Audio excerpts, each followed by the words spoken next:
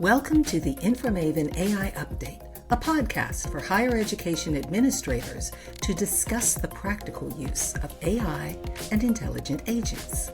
I'm JD Mosley-Matchett, the founder and CEO of InforMaven, and this month our guest is Dr. Ruth Slotnick, the Director of Assessment at Bridgewater State University. To hear the entire interview, please visit InforMaven.ai. Hi, welcome to another episode of AI Update, brought to you by InforMaven.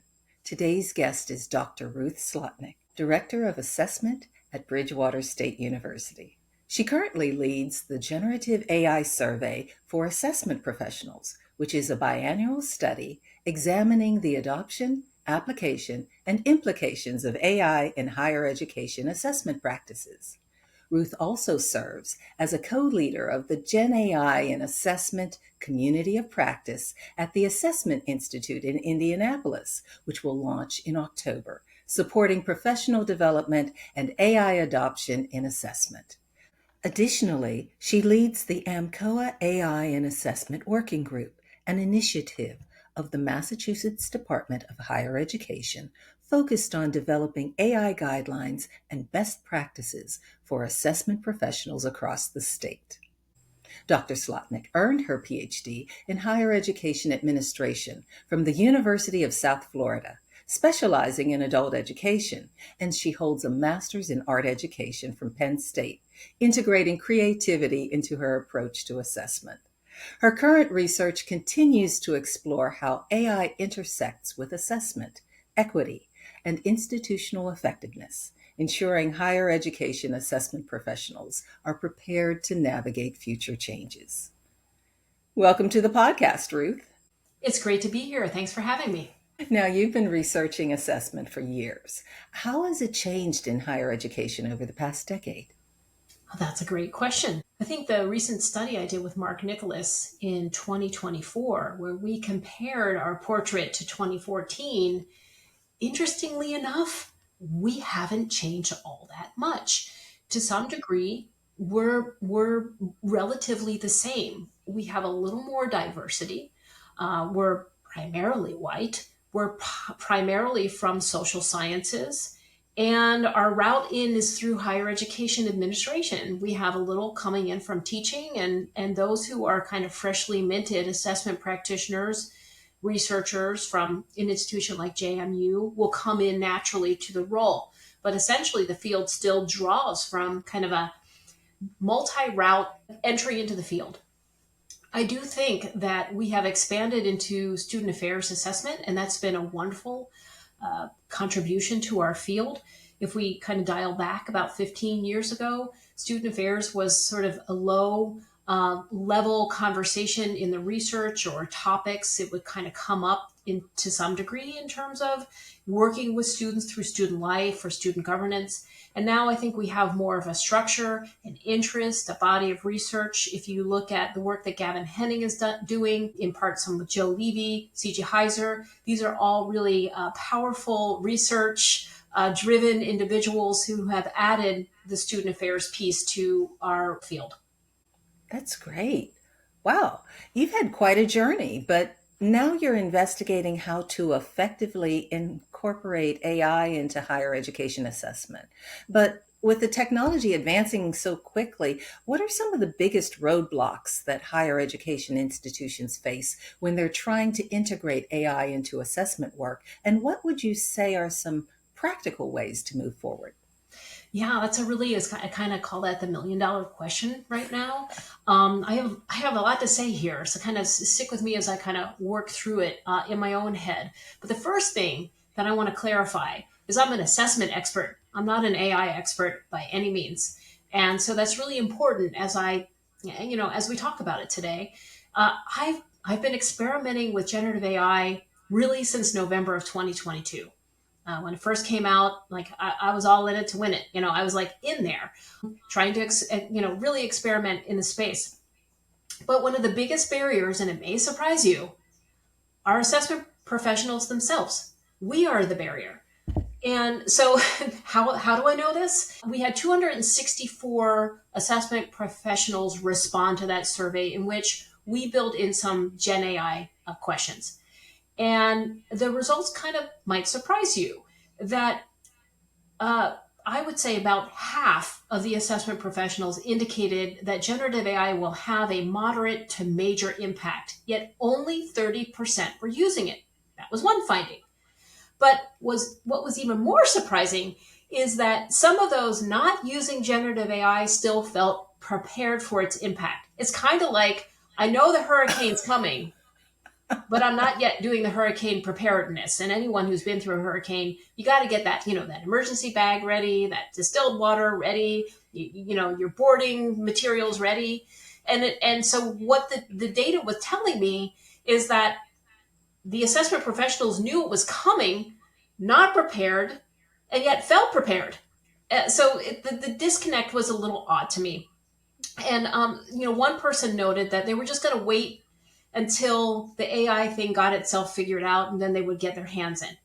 Another person said they were just completely fatigued from COVID-19, that they couldn't even handle one more thing, right? Because this was November of 2022 coming in. The survey was 2024, by the way. And so 2 years later, someone's still feeling overwhelmed because of COVID. So these are some real barriers. And so this kind of resistance may not only be about caution in terms of using it. It might be about an uncertainty regarding professional identity. It could be about purpose. I've had numerous conversations with colleagues who have privately expressed concern about the implications of Gen AI adoption. They're asking thoughtful questions about how automated and even semi-automated analysis might change the nature of the work. Could it put us out of work, right? And as Eva Mullick from Wharton recently noted, the biggest barrier to AI adoption isn't the technology itself, it's the organizational immune system that rejects change.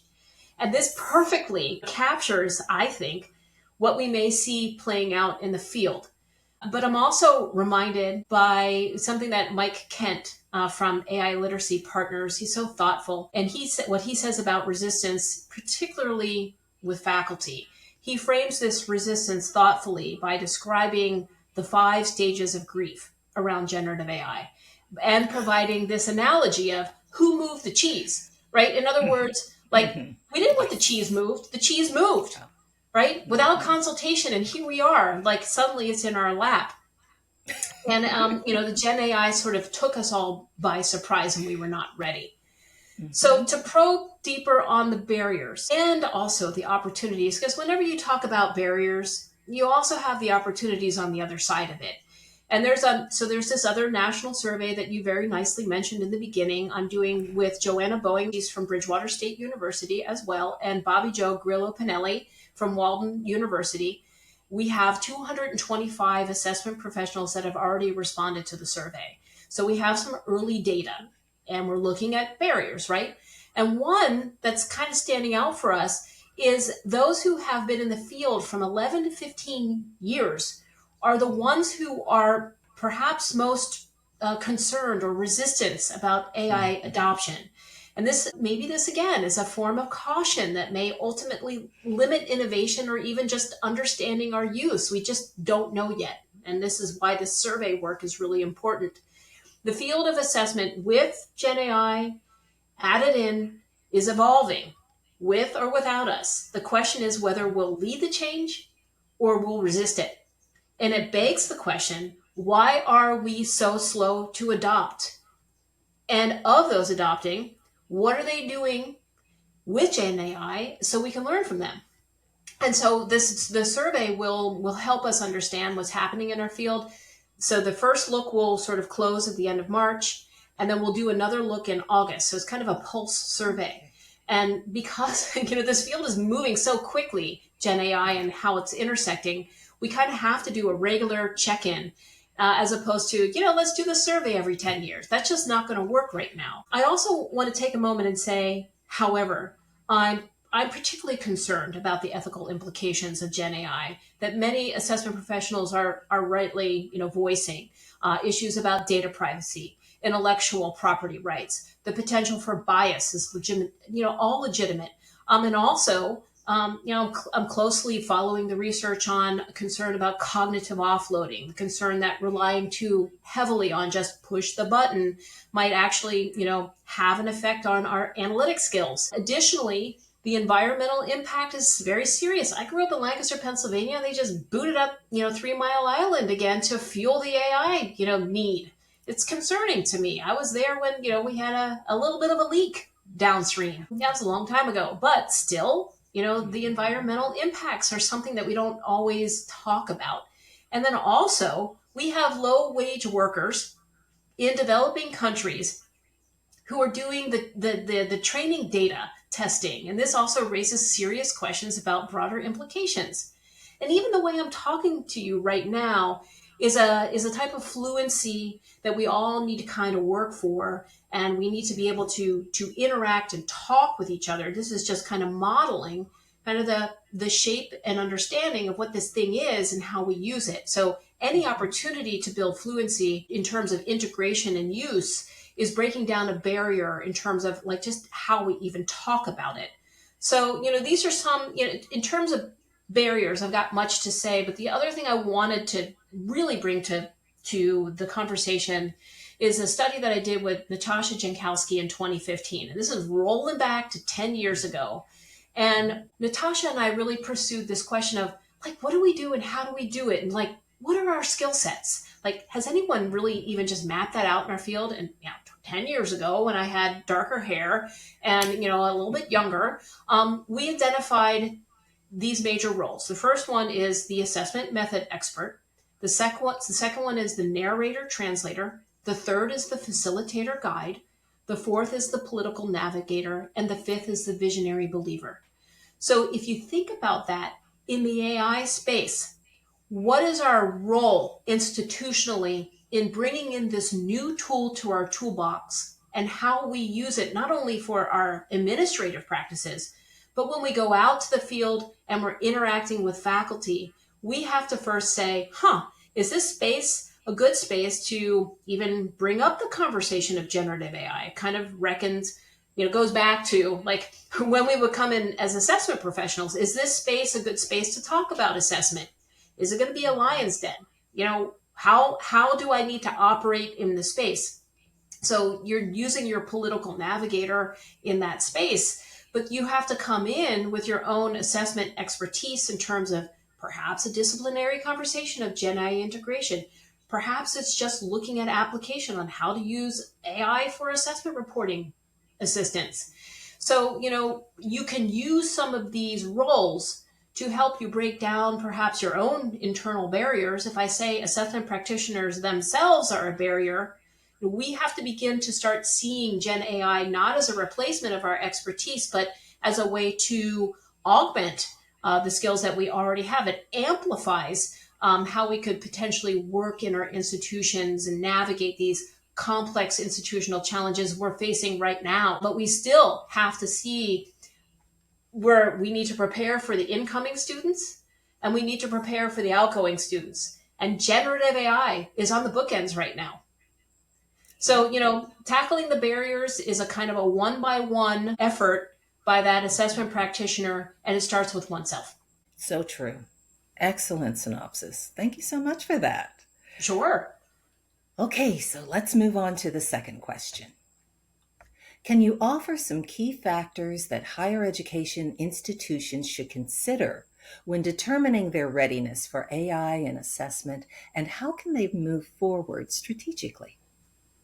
And I listen to a lot of podcasts, and I hear a lot of people talk about policy, no policy. Even at the AAC&U January meeting, I did a session with Peter Shea and Devin Walton, and there was some concern about, do we create a policy? Is too much of a moving target? And it's important to keep some clear boundaries to not only help the institution understand what is its boundary around generative AI, but to help the faculty understand what is its boundary around AI, and to help students understand what are their boundaries around AI. And there was a recent article written about, where is the line? This is literally the title of the paper. Where is the line? It's a blurred line. It's an absurd line, right? So, we got to have some lines. So generative AI isn't just being ready for the technology. It's about culture. It's about mission. It's about governance structure. It's about strategic alignment to those things, like, the structure, the mission. And I think that many institutions assume that Gen AI readiness means having the right tools. These tools are really expensive. That's a huge barrier. So my observation is that many universities are generally interested in innovation, but they're struggling with how to operationalize it effectively. I don't have a clear answer on just how to get started, but I do think that as Peter Shea says, and he observed in a study on institutional Gen AI readiness, he said the gap between expressed enthusiasm for Gen AI and actual implementation reveals deep structural resistance to change in higher education. And I think this is particularly an important point when it comes to unionized environments. So, you may have some institutions that are doing complete adoption, but they may not be inside of a union environment. Right? This goes back to cultural. Once again, like, what is the culture of your institution? What is the culture of the state? I also think that this is kind of an interesting thing. When we didn't expect COVID, but AI has been talked about for decades. I've got books all over my room here about, AI and sort of how long it's been kind of in the works. And it's almost like we kind of got bowled over by generative AI as if it was something new. And I just wonder, were our heads in the sand? Why didn't we know about it? Why weren't we tuned into it? But here it is. And now we have to think about how this dynamic is manifesting in our field, and we have to grapple with it. It has strengths and it has weaknesses.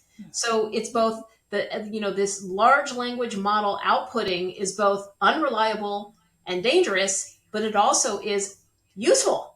So trying to figure out how to work inside of this paradox, especially for assessment professionals, we have training. We know what precision and accuracy are. So I think that readiness has sort of this culminating effect where first you got to look at cultural readiness, and specifically in terms of assessment professionals, you got to have some interest in getting ready. And that hesitancy is not going to work well for our field. It could actually hurt you if you're hesitant in using the technology. Then, we need to think about the governance and policy readiness. And I ask, where is the assessment professional at the table for those conversations? And in some cases, there's no place for the assessment practitioner at the table because either A, they haven't been asked, or the institution doesn't know to ask, or for some other reason, the assessment professional isn't part of those conversations. So wherever possible, like for example, in my own work, I create my own policy for my office, and we live inside of that policy, even though policy hasn't been given to us yet institutionally. Also, operational readiness. Where does Gen AI fit into existing assessment workflows? So again, right now, mostly my work in terms of generative AI has been in my own operational power, how I might use it for survey work, how I might use it for memo writing, how I might use it for report writing, how I might use it for accreditation purposes. But at some point, I need to cross over into how am I working with faculty related to the technology. And some institutions and assessment practitioners are already there. And some of us are still just in the operational space in terms of what is in the locus of our control. I will say that at our institution at Bridgewater, we're offering some mini grants for faculty to apply to tell us about use case scenario. And it can either be a probing project, one where they've either eschewed the technology or they've been thinking about it, but they haven't had the right motivation to go there. And I feel like at least at Bridgewater State University, in my role for over almost 11 years, I've created a street credibility, trustworthiness. Faculty know that if they experiment in our space with assessment, that space is it's a close relationship to build fluency and build readiness. On the other hand, faculty can also apply who have been doing things with the generative AI space and share it with us. We'll do use case scenario sort of interviews at the end, and then we can package that up and send it out to the faculty for consideration. I don't know necessarily how it will be received, but it's my first try in trying to get something out there to move our campus forward in terms of readiness in the assessment space. There's a whole nother entity that's looking at readiness in the teaching space. That's never been where I've been centered at my institution. I don't do the teaching relationship per se. That's the Office of Teaching and Learning. I don't do the technology per se. That's the Office of Technology and Training Center. I do the assessment piece. I work inside of my intersection, and that's where I see us going slowly, but we're getting there. So in terms of readiness, you gotta look at the culture, you gotta look at your mission, you gotta look at governance structures, you gotta look at strategic plans, but you have to keep in mind those coming in, meaning the students, and those going out in terms of workforce readiness. Well said. Thank you so much, and I applaud your efforts because someone has to move the needle forward. And too many people seem to be just deer in the headlights, frozen in place. So, bravo. Your research from 2014 and 2024 has shown that assessment professionals often work in silos, yet AI adoption is moving faster than any one office can manage alone.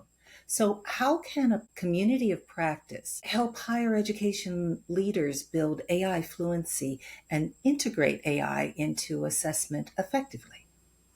Yeah, I mean, I think that's kind of the reality of where we're at right now. I felt like in 2022, through most of 2022 into 2023, I felt like I was working alone a lot in the space. And it was hard to know who I could even connect with and talk to about it. And I found myself falling into a really great friendship with Peter Shea at Middlesex Community College. I've already mentioned him. He's an instructional designer. He's now been promoted up to a institutional level overseeing AI for the Middlesex Community College. And Devin Walton, who is an assistant professor of computer science at Northern Essex Community College. And I sort of naturally floated into a relationship that Peter and Devin had already built, and they were kind of road showing for the state at our state level conferences. Look, here's how you can use AI, and here are the friction points, and here's how we can think about integrating AI to relieve some of those friction points for faculty and even in our own work. And luckily for me, Peter and Devin took me in, and we kind of became the collaboration we wanted from our own institutions, right? Devin was my computer scientist faculty, and Peter was my instructional designer partner, and I am the assessment person. And so we started collaborating. That was my first home for collaboration, where I could say, yeah, I wrote this whole thing with ChatGPT, right? I changed very little. What do you think? And I wasn't willing to put that out there elsewhere, but I was willing to share it with others. And I think that vulnerability and that space was very important to me early on because I didn't have it with others. And then it sort of slowly, little by little, I think the field started to admit to itself that it's using it and talking with each other that it's, how we're using it. And then kind of fast forward to 2024 at the Assessment Institute, there may have been maybe 2 sessions on generative AI, 2 sessions in 2024 at the premier, longest running assessment conference in the country. There's 2, maybe 3 generative AI sessions. So that tells you something, right? Like our field is moving so slow. And that session was packed. There was like standing room only. And I presented with Gavin Henning. Natasha was supposed to join us. She couldn't come, but she gave us all of our notes and we presented all of her information. And we kind of just went through a little bit of an opener, a little hands up in terms of use, and then kind of talked about use and did a little demo. And that's all that we did. And people loved it, right? I think moving into 2025, we're in a different space now. We're moving now towards the Assessment Institute Community of Practice. And that will be co-led by the wonderful John Hathcoth at JMU and Will Miller from Embry-Riddle Aeronautic University. And together, we will build a rather large community of practice. We have, I believe, over 125 individuals who have expressed interest in the community of practice. So when I tell you we have 226 respondents to our survey, and half are saying they want a community of practice, and I ask, why is that? Because we have no training institutes, because we have no guidelines, because we have no books on this, because we have very little literature on it. I wrote a paper on it, and it was published in 2024 on how do you use AI for qualitative work as an office of one, maybe two, and in what ways can we test it to see how well it works? And you know what? It worked really well. It worked really well as a third research partner. But always the humans in the loop, and we're testing it. But we miss stuff in the thematic analysis that it picked up. So it has strengths, it has weaknesses. So also the Java jams that ran for a year last year. We kicked it off in 2024, ran for almost a year. We took some time off in the summer because it was an unhosted community of volunteers. And we asked, who wants to come forward and share with the field? How are you using it in assessment? And that's how I got very connected to David DeSabatito, Josephine Rodriguez, Will Miller, of course, and Converse Wilcom at Drexel University, Devin, Peter, Joanna presented on cautions. Like we're building the field together. But those sessions were really well attended, and we were just running an unhosted community. And we sprinted right out of the gate with sort of a lot of conversation. And then we noticed that the field was shifting to more, we don't want just the conversation. We want like a 45-minute walkthrough of how are you using this thing? And that kind of brought us into the current moment where we need to move from these quick sprints to a deeper training where we run it for each other. AAC&U had I believe, an institute, and it was for faculty, right? And Ailey is doing some really great webinars. And Nian, for example, right down our Massachusetts group outside of AMCOA is doing, some sort of presentations or panel presentations, but we need more than that as a field. So this community of practice is where we need to be because this fire hose is coming fast at us. And we need a way to be able to really find a way to be down in the weeds of the technology, admit what we don't know, bring in the experts that have, and when I say experts, none of us are experts in AI here. We may actually have to bring in an academic integrity expert. We may actually have to bring in an ethical training on, how are we using it? What are the ethics? What are the sustainability outcomes? How, when we're interacting with the technology, what does that mean for us, for the world, for our environment? So we have to be the training we need because it is not out there. You can get some, Google training. You can get some Microsoft pilot training. You can go on LinkedIn and get all sorts of training, but it's not built for the managers, directors, leaders, practitioners. We have to build it for us, and no one's going to do it for us. And that's why this community of practice through the Assessment Institute is its own unique, very much needed next step. And we have to wait until 2025 to get there, right? We have to wait for the kickoff. So we're starting to build the structure of what it's going to look like. And I think it sort of remains to be seen, but I think it's going to be the next thing that we need for our field. I agree wholeheartedly. Thank you so much for all of the good work that you're doing. Okay. Accreditation and institutional effectiveness efforts increasingly rely on data, and AI does have the potential to support that work. So, what ways would you suggest for institutions to integrate AI into assessment reporting while still maintaining human oversight and credibility? Well, I think that's a great question. I'm reminded of Laura Gambino's podcast, I believe on a different podcast that I listened to Laura talk about how even the NETCHI Commission has their own sort of paid internal ChatGPT. I think we call them subscriptions now to the ChatGPT. And NETCHI is using it for really deep dives into longitudinal analysis of, I would say, thousands and thousands and thousands of pages of self-studies, right? The reality is that we don't have paid researchers at the commission, undergraduate researchers or graduate researchers who are able to really look deeply into sort of trend analysis or coding data. So in some ways, it's kind of an exciting prospect for the commissioners themselves to think about how they use these tools for kind of a deeper analysis to look at kind of trend analysis at the commission level itself. And I applaud NETCHI for already kind of experimenting kind of in an enterprise space and I'm very jealous because the enterprise space allows for a very different relationship with the technology, which I don't get because I can't afford $200 a month in the Office of Assessment.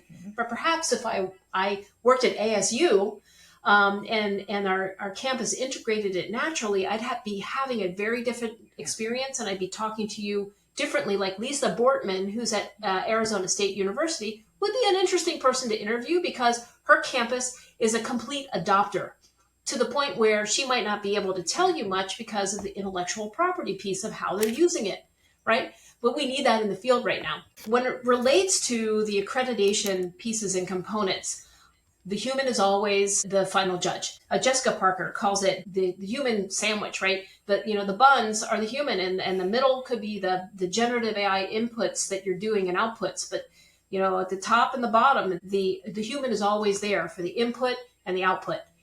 So when we think about the accreditation pieces, and I believe that you've had the wonderful Glenn Phillips on your podcast, and Glenn has probably already talked about, it is actually possible to think about how to use generative AI to measure against a set of standards. And I don't see that as a barrier. And I think Chia just recently put out a statement that, it's not, their guidelines. There's no policy directives that I don't think is coming down from any of the institutional commissions themselves, or even Chia, just guidelines. But, the human stays in the loop. However, if you could take a piece of writing that your institution has put together, and you can say, now you feed it in and you say, where have I missed addressing a standard? Give me the strengths and weaknesses on this particular narrative of what I'm missing, and or am I addressing more description, or am I actually providing an evidence-based narrative? And it's pretty good at giving reflection and feedback. And you can even further now with deep research, for example, in ChatGPT, you can ask it to do comparative analysis. So I think that we can work the tools to our advantage, but still at the end of the day, it doesn't know our institutional data. It doesn't know evidence-based stories. It doesn't have the actual day-to-day interaction from the dean level to the department level to the way that the Office of Assessment may collect or aggregate or tell stories. So it's not going to replace the assessment professional and or even a writing team's work. However, it can serve as a really powerful copy editor. Copy editors are expensive. It could do a first pass copy edit. You can tell the machine, that's all that it is. You can tell the machine to go through, not change a single word, but go through every single page and look for where every page needs copy edits. You can restrict what you tell it to do for preparing the narrative. Now, writing the entire narrative without actually having humans in the loop I think is nearly impossible. Although it'd be kind of a fun project to see where it goes. And my guess is that it will start hallucinating all sorts of data. It will make up data. It wants to please you. The machine wants to please you. It will make up some data and it will stick the data in there and probably create some pretty graphics that will have nothing to do with your institution. So all that to say is that I think that it could have a role as a tool in the work that we do on our campuses and the contributions the assessment person might have in any sort of accreditation writing components. Now, we all have perfect 2020 hindsight. So if you could go back to 2022 and give advice to yourself at the beginning of your AI journey, what would you say? And what do you wish you had known? Yeah, it's like such an interesting question, because I think I tell myself three things. Start experimenting more and sooner. Although I'd say I was pretty prolific. I put myself out there on LinkedIn. I connected with some of the brightest minds and voices. I scanned the headlines. I followed the stock market. I tested frontier models. I watched the latest updates. As they progressed, I followed the drama on OpenAI, on X. I read articles in the New York Times. I read the Substacks, the blogs of Lance Eaton, Donald Clark, Peter Shea. I listened to webinars, both in higher education and in business and outside of business in the health sector. And I also listened to lots of podcasts, including a podcast that brought on students, both grad and undergrad, to share their experiences, which was really eye-opening, including one graduate student said she's concerned that people will start talking like the bots themselves, like, I'm going to do a deep dive or kind of words that crucial, the sort of words that the bots pumps out over and over again. Her concern was that we're going to start talking like the bots. So sometimes when I say, well, we're going to do a deep dive or a deep research, am I starting to talk like a bot? I even co-presented with colleagues at assessment conferences in the state of Massachusetts, at the Assessment Institute, right, at AAC&U conference. So I feel like, I have been out in front, and yet when I look back, I keep thinking I wasn't in it enough early enough. So what is that about? I think that's really about, as I said prior, it's kind of the fire hose moment where information is coming at us so fast and so quickly, we always feel like we're behind. And even in 2022, I just felt like, at some points I felt like, okay, I'm on top of the conversation. And I take a day off from the technology and from social media. And the next thing I know is I get onto LinkedIn and there's, hundreds of people presenting models of really interesting ways to think about generative AI and how we do, how we use it in higher education. Maria Prashik, who's in Europe, she's very much in the space talking about higher education use and teaching and education overseas. And Donald Clark is in England. So when you start looking at the higher education world, AI is actually bringing us closer together. We tend to stay in our national sort of states of mind. But I think this general purpose technology, as Ethan Mullick calls it, the GPT, is different than any we've ever had before. Henry Kissinger's new book on Genesis talks about this polymath, this type of person who is so bright in science and math and technology. We have relied on that polymath for many centuries, and AI is the new polymath. It's very different than anything we've ever experienced before in higher education, and it is disrupting higher education. So, when I look back, I wonder what I could have done more of, and I think I did all that I could at the time, and I'm doing all that I can now, realizing that I'm not an AI expert, and I'm just looking at where is my opportunity to integrate in my field, and where is the opportunity for me to inspire others to maybe get off the fence a little bit and try it. There are plenty that are just going to resist and say, there's no way I'm even going to try this technology or use that technology. And I think that's going to put them at an increasing disadvantage. Many people have said this before, AI won't replace you, but someone who is really fluent and has the ability to experiment in the space may replace you. One of the questions we ask in our survey, this may be kind of a good wrapping up point, but one of the questions we ask is, do you see AI being integrated into a call for a position in your office in the future? Like, will it be, you have to know Excel, you need to know how to use Qualtrics, maybe there's some, other kind of data analytics software you need to use. And do you know how to use generative AI and integrate AI into disciplinary perspectives? Like, what is your fluency to be there? And if you can't speak of that fluency now, you got to get in the space so that even if you're not going to use it, you know how to talk about it. You know where it's at currently. You know that this model just revised itself to add this additional thing over here. And so if you're not in that space, you got to get in that space and you got to be part of the conversation. And it's nothing we've ever seen before. I also think that the community college space is going to be an interesting space to watch. Why? Because the community colleges have always served students in terms of access. It's always served students in terms of local, and it's always served students in terms of workforce readiness. And so if we're talking about being ready for the workforce, I am worried about some of the universities and state colleges and privates that are not actually tackling, are we preparing students for AI readiness and fluency and ethical use, intellectual property, sustainability? Are we preparing them for the future? So as we look ahead, where can you also influence your university to step up?